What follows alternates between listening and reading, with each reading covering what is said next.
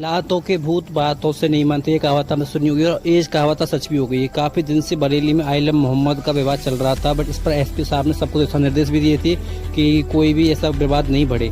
पर ये आज विवाद बढ़ा है। इसी पर एसपी साहब के निर्देश में सब पर लाठीचार्ज किया जमकर, और इस पर आईपीएस अंशिका वर्मा मैम भी वहाँ मौजूद रही है। आईपीएस अंशिका वर्मा मैम ने क्या कुछ बोला है आप भी सुनिए, और ऐसी वीडियो देखने के लिए बरेली से हमारे चैनल को लाइक से सब्सक्राइब करें और कमेंट करके अपनी राय दीजिए, क्या इनके साथ सही हुआ क्या गलत हुआ। तरीके से पुलिस के सब्र का बांध टूट गया था।